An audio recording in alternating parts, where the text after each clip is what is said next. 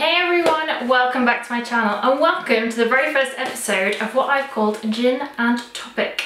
Yes, that is right, that is a play on gin and tonic because basically I thought I wanted to do these sit down videos and do it about topics that I'm interested in, that I'm passionate about, and I thought, what do I like? Gin and tonic, gin and topic, we can have a discussion basically, like friends do, you know, when you're at the pub or a bar with your closest gal pals. We can talk about things that are serious and maybe you want to know the answers to and things that are interesting, but over a good old drink. So today's video is all about how to get a job at an investment bank. I think I wanted to do this because I used to work at two of the world's largest investment banks. I used to work for JP Morgan and then I worked for Goldman Sachs. I now work for a law firm.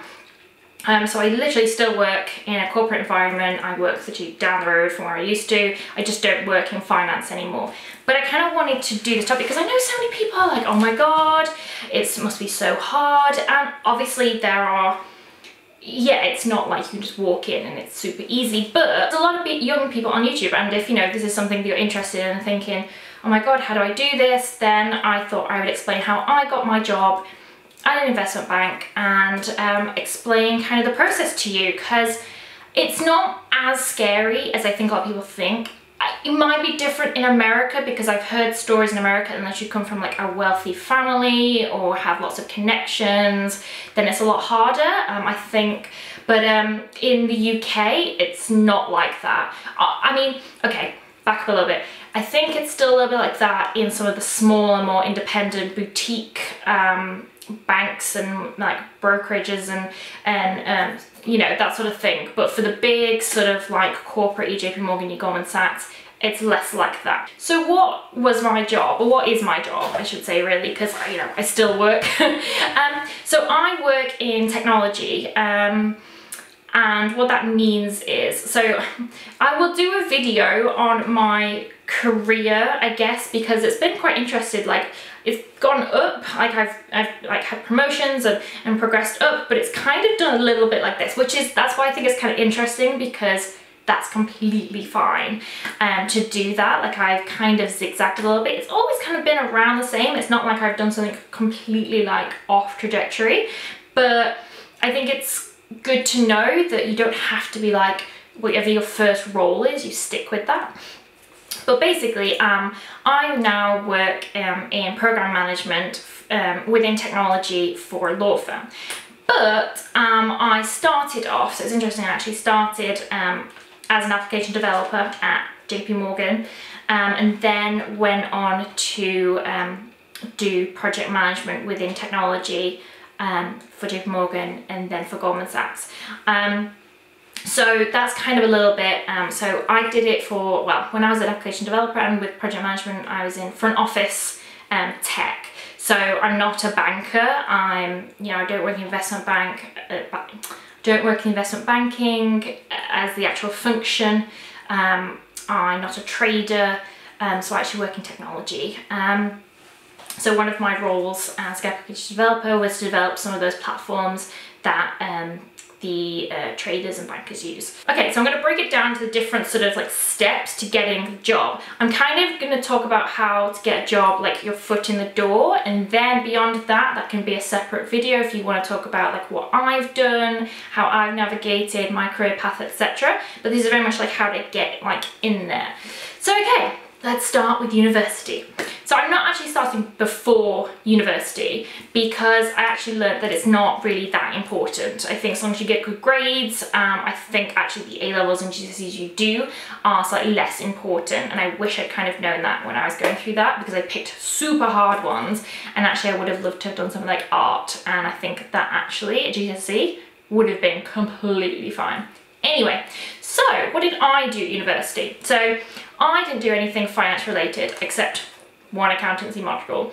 I actually did a sort of like hybrid degree. It was a computer science and management basically, and what that means is that I did modules that were in like Java and software development, and also like your straight up project management and accountancy. So I wanted something that is a little bit, you know, like real world practical, I guess you would say. So, you know, like I did obviously I wanted to gain like these sort of fundamental skills like Java and databases and that sort of thing. But then I also wanted to learn the business side of things, so project management and obviously accountancy, they were saying, because I didn't want to be, I was never good enough to be like a straight up programmer.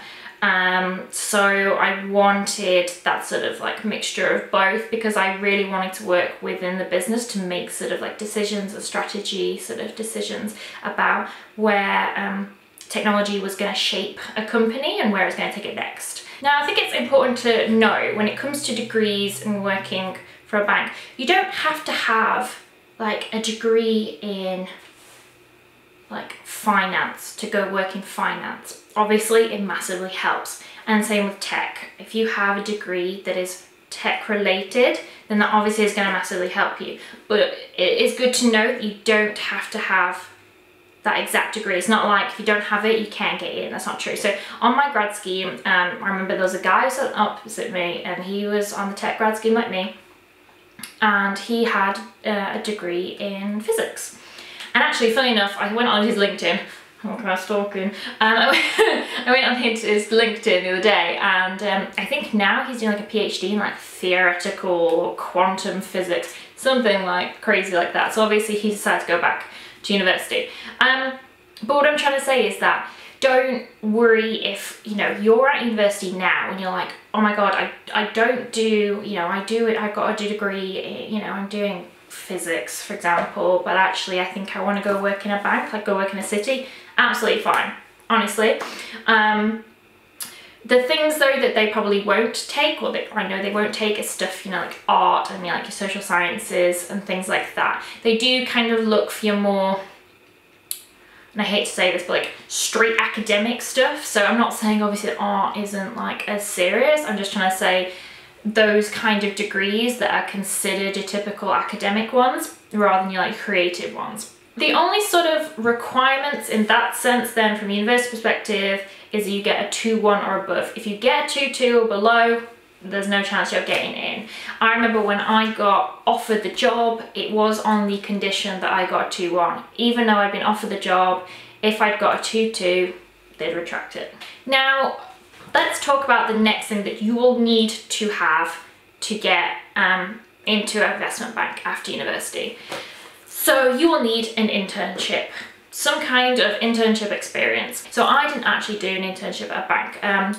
I tried to cover my back. I did 2 internships, and one was a year long. I actually did a sandwich course degree. Now, if you don't know what that is, it's where you take, so a typical in the UK degree is 3 years, but I did mine over 4 years, and between my 2nd and 3rd year, I spent a year working, and then I went back and finished my degree my 3rd year, but technically in my 4th year of being a student in that sense.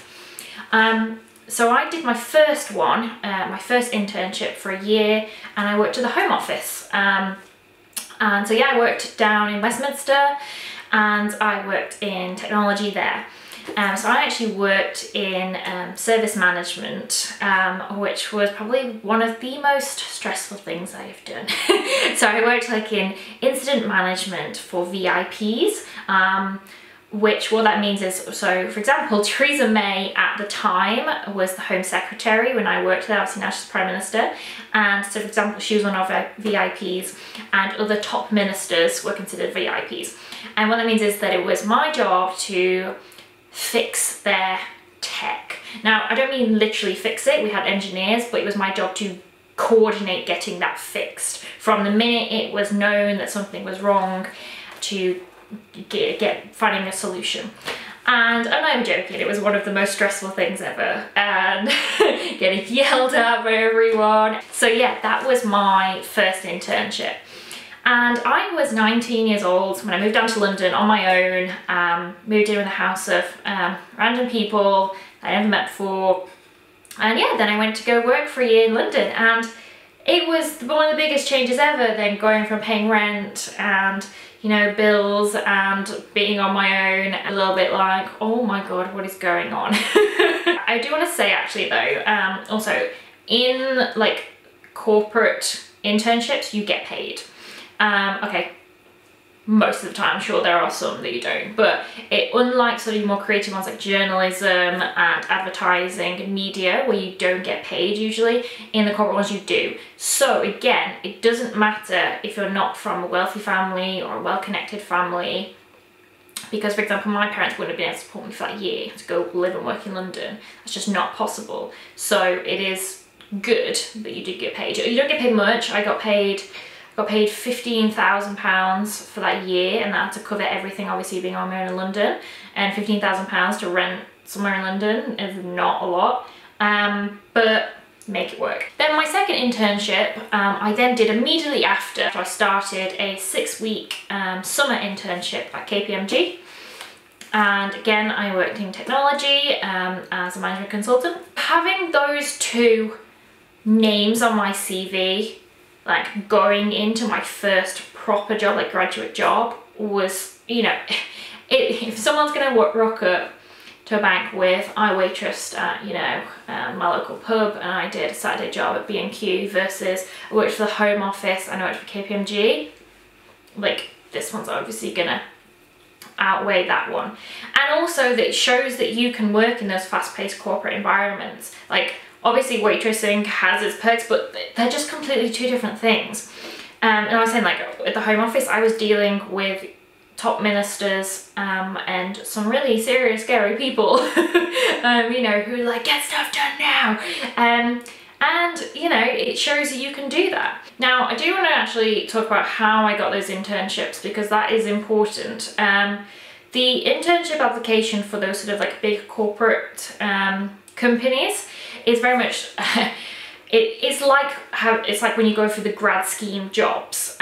You basically find the jobs online on their website, and then you have to fill out, it depends how long the application is, depends on the different company, but some are like super long. It'll be all these different ridiculous details about yourself, but then some will ask you all these sort of questions like, why do you want to work for us? Why do you know, why are you right for this? But then some, I remember at Ep.1 being like, talk about, you know, a new technology that's coming out, and then apply this to why you think it helped Ep.1. And I remember obviously I'd never worked for Ep.1, so you're trying to like almost like guess what Ep.1's like, what Ep.1 does, kind of like day to day. Obviously you can research them, you know, high level what they do, but so it's kind of like they want to see that sort of lateral thinking, and actually like, can you sort of, you know, put two and two together and come up with some creative solutions, because they don't want someone who's just going to be told what to do. If you pass that stage,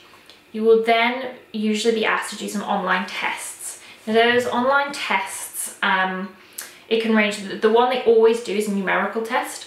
So you'll usually have, I don't know, maybe like 20 minutes to answer like 20 to 25 questions. And there, you know, you'll be presented data, so like a graph, and then it'll ask you some like questions like, you know, in looking at the graph, in what year had, you know, the most sales, but it's not straightforward and just like, oh, it's that one. You've got to do calculations, and usually there's a lot of like percentage change and all of those kind of things. So it's about, they're not hard, it's just being able to like quickly do them like this, because you've got less than a minute per question, which actually goes by really fast. Some do also a logical test, which was my favorite. I absolutely love it. It's like shapes, and you usually have 4 in a sequence, and you've got to guess the next one or say what it would be, and you usually have like multiple choice of 4, and I absolutely love them because I'm really good at that. That's just how my brain works. I can just sort of, and then, you know, there'll be all sorts of like random things, and you think, how do these even relate? But actually I don't know, my brain just works like that, and I love doing that. Then once you've done that, if you pass those, you'll usually then be invited to a telephone interview, and that'll usually be with HR. And that would be maybe half an hour long, maybe an hour, depending on the company again. And it'll be usually competency-based questions. So they are things like, tell me a time when you've led a team, or, you know, tell me a time when you face a difficult situation, or tell me a time when you failed. So the rule of thumb with that is that you answer them using the STAR method.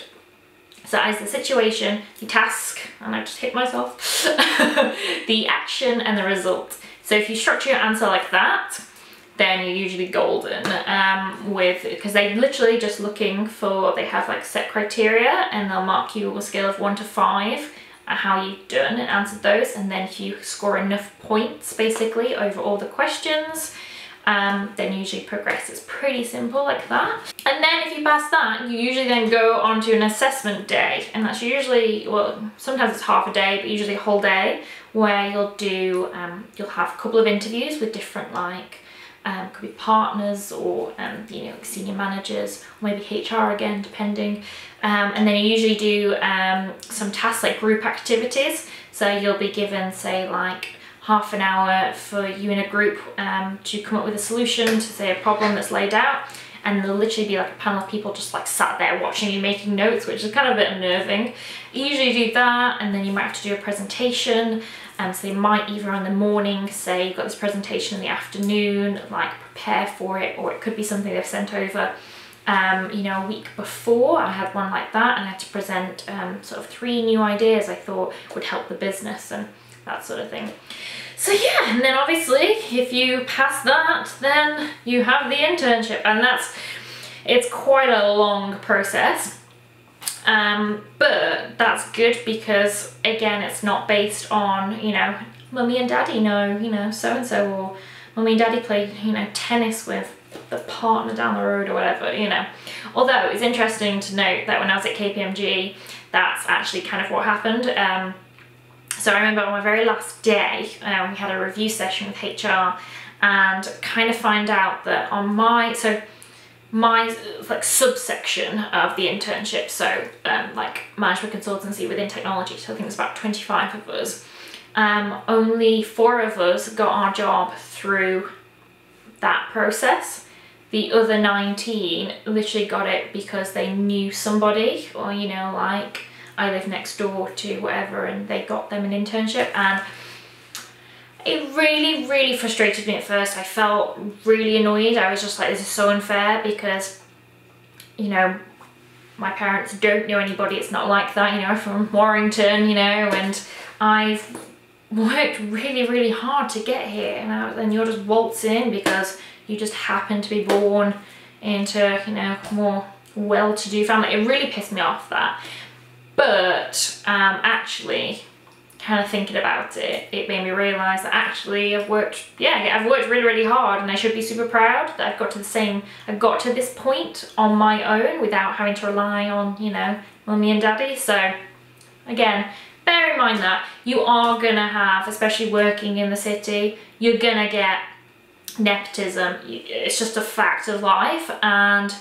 But the sooner you kind of actually turn that into a positive on yourself, that, you know, you strive not to be annoyed by them, but you strive to better yourself, to compete and become better than them, then you're gonna win that way. Okay, so once you've done all that, what is the next step? Well, obviously you've gone back to university, you've had your internships, you've got a great CV building up, and basically the next thing is to get that grad job. Getting a job in an investment bank.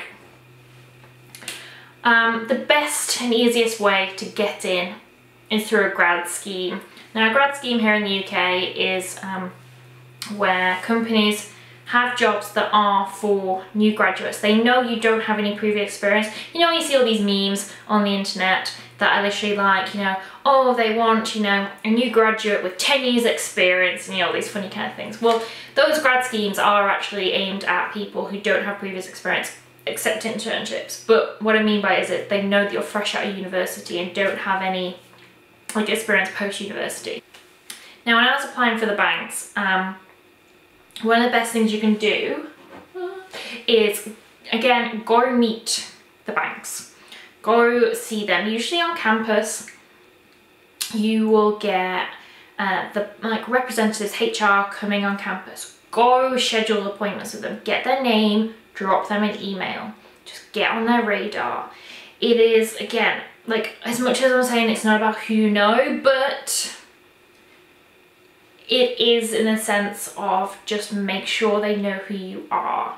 Like, so, you know, when you send over then your application, it will go to HR. If they recognize your name, or if you literally say, because you have opportunities to say stuff within the application form. If you say, why do you want to join this firm? And you say, I met you on campus, I talked to, and you put in someone's name, because whoever reads it will then ask that person, and that is going to give you an edge over someone they've never met before. I think one of the best things as well is that when you're on university, to join, when I said societies, I don't mean like trampolining or football or anything. Ones that are kind of like business related, like if they have a finance society or a debate society or whatever, go join them, because they love them on your CV and you can actually talk about them in your interview. I remember in my interview, so I joined something called Enactus, I think it was called, and it's like charity, and you have to kind of like, it's like a business, and you have to come up with like ways that you can help make money for charity. I can't even remember, to be honest, it was that long ago, but at the time I remember I joined that, and obviously we literally come up with like a business model, how we make this money, and to put a plan together and pitch for funding and stuff like that. And so when I talked about that in my interview, they could see obviously all the skills that I had, and that's what it's literally about, is gaining those skills that they want in a business. It doesn't really matter what you do it for. They just want to be able to see leadership, initiative, a bit of creativity within, like a business situation, strategy, planning, all those sort of things. And when it comes to the actual grad job at an investment bank, it's pretty much the same as the internship. You apply like online, do the tests, do the phone interview, etc., etc. So if you've already done that before, then you'll know what you're doing, and it's pretty straightforward. You can kind of just whiz through them, because you know exactly what the key things that they are looking for to put in, and the kind of key skills, that STAR method. So that's pretty straightforward. And then, to be honest, the interviews are, they're a lot more like serious than a lot of other companies. I think for J.P. Morgan I had 4 interviews during that like assessment day, so it gets a little bit intense, which is going and like answering these questions, and you feel a bit on edge all the time. But it's not, I think, as long as you're just confident and you believe in your ability, and you have to be a certain type of person. I think like they're going to be quite harsh on you, as in they want to see that you're going to be able to like work in that environment, so they're not going to be all like softly with you. But I think so long as you can like almost like stand up for yourself and just be able to answer confidently, then you're pretty okay. I stress that it's actually not this like mysterious kind of old boys club. Obviously, like I said, I think a lot of like the boutique sort of like brokerages and sort of insurance and stuff like that, obviously you do have that, but a lot of these giant corporations like your J.P. Morgan and even your Goldman Sachs, it's not as mysterious as a lot of people think.